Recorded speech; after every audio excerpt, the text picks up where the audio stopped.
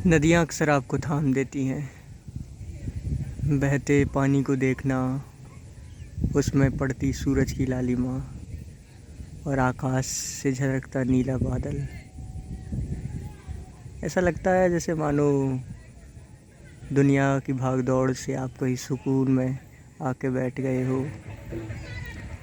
ऐसा लगता है जैसे एक जीवन का अंश था जिसके पीछे आप भाग रहे थे और उस नदी के किनारे आपको महसूस होता है कि उसका कोई अस्तित्व भी नहीं, जिसके लिए आप सड़कों से यहाँ तक उतर के आए।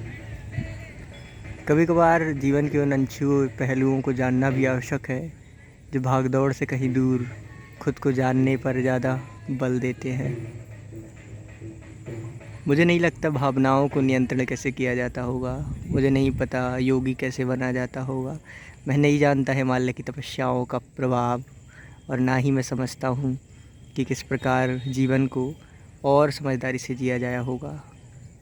पर जो मैं समझ रहा हूँ उस नदी के किनारे पंछियों के भागपन को देखकर,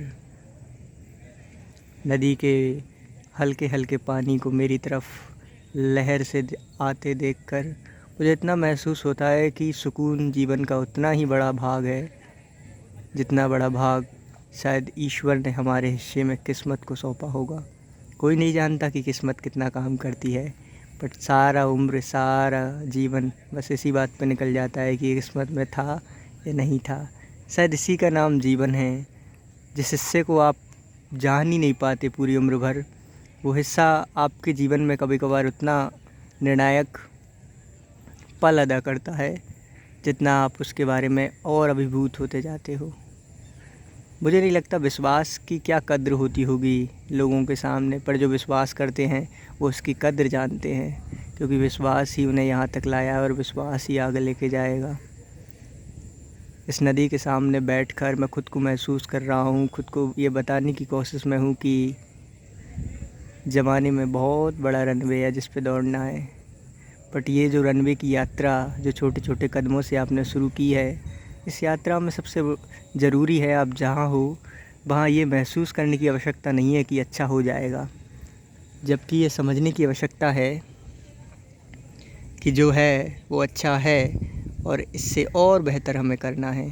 ये मत मानिए कि हम इसमें फंसे हुए हैं, हमें यहाँ से निकलना है। उस जद्दोजहद को छोड़ दीजिए, बस इस जद्दोजहद में लगिए कि यहाँ जो हैं हम वो भी बेहतर है और यहाँ से और बेहतर हमको करना है।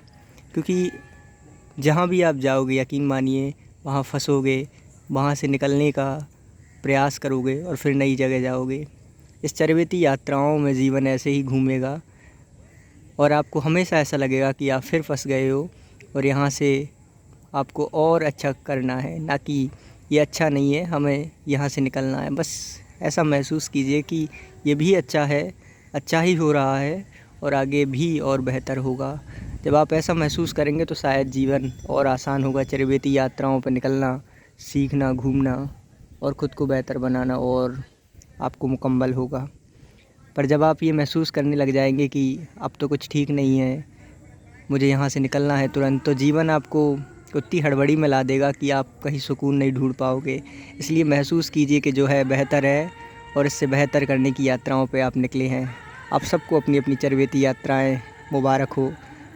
Good evening.